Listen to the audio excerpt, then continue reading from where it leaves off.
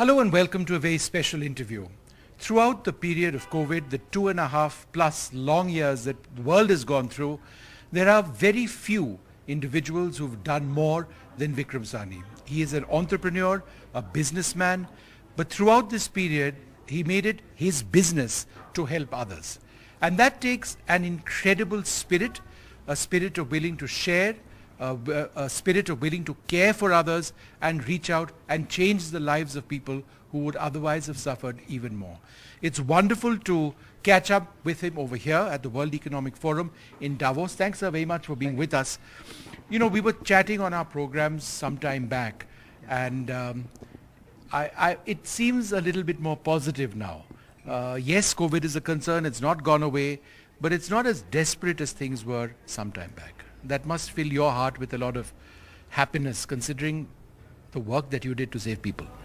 Yes, it was, a great challenge, because the world has, although the world thought and it was predicted that world can face any time a pandemic, but still I think we were not well prepared for any calamity, and we have constraints on Indian health system, rural sector, and we have seen, especially in the second phase, there was a lot of demand supply gap between the oxygen health facilities, but I think we have come a long way and we did our best. In fact, my engagement in World Economic Forum Davos is basically, NGOs are okay, like ours is an NGO, but now I've been thinking that we are engaging tomorrow on the social enterprises, because I see in India, whereas in like Europe, over 2.8 million social enterprises generate 12% of the employment.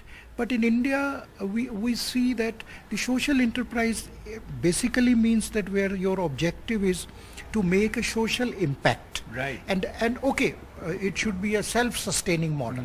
Whereas in NGOs like we did COVID work, we were just paying off the oxygen and other. But whether it is a rural health program, social equality, sanitation, improving air quality, water, preserving water resources, because in India now, even Bangalore, Chennai, Delhi, Punjab, we have water issue with all this, and they say that this Hindu Kush Himalayas, with all these emissions, the glaciers will melt away in 50 years. Very scary. So I think social enterprises is the answer. So we should have social enterprises in med tech, edge tech, agri-tech, clean tech, and why not even in agriculture, which is a backbone of India, we can have a social, cooperatives, small cooperatives, or a lot of these problems and this will spur the rural demand, which is now lagging behind in our V-shaped recovery. So, it's interesting what you say,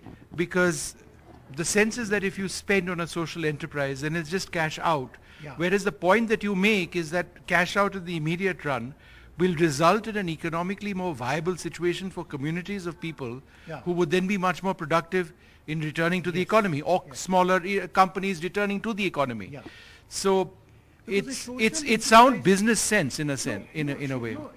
Okay, you can say it makes a business sense, but I am advocating social enterprise for Indian development in the health and rural and whatever I said, in a way that it is not only payout, but it is a business model, but the objective is to make a social impact. But at the same time, it is self-sustaining, because today it was in COVID, I could muster say 1,000 concentrators. We could do this, we could build oxygen, the mobile testing things, echo machines, oxygen plants, but not all the time. Like we did a lot of other work, like for Afghan refugees, and we are doing for skilling. But now if the social enterprise will be more long lasting, it will be more sustainable, because what will happen after me, and like many NGOs. But tell me, the other area that you helped people was during the Afghanistan crisis. You were responsible in bringing back people and rehabilitating, and not just members of the Sikh community. Anybody you could help. We sent 3 flights, and Then we are rehabilitating them. We started a program, My Family, My Responsibility. doing? It's very good. It's now 2 years. This is why the social enterprise came to me. That, what will happen after me, or after I'm not able to take out this large chunk, Okay, it is by God's grace.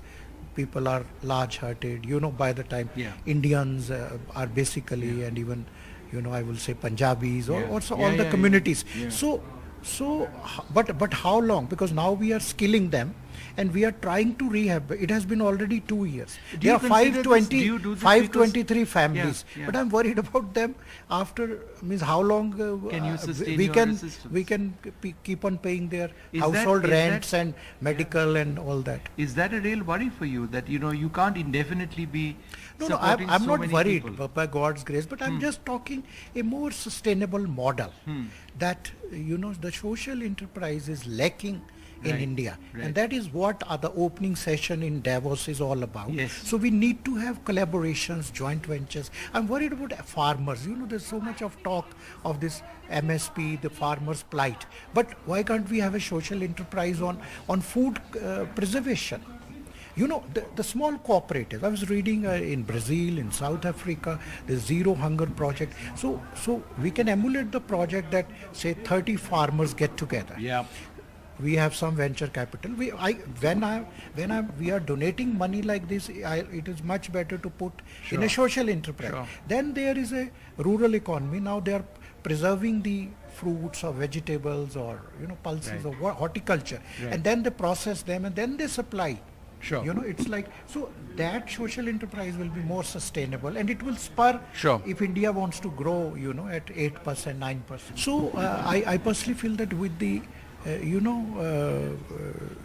multilateralism taking up somehow backseat, with ineffectiveness of UN bodies like WTO, because I was president of ICC India chapter, we have seen emergence of these BRICS, Brazil, Russia, India, China, South Africa is one block, G20 is block, now Prime Minister is going to Quad tomorrow.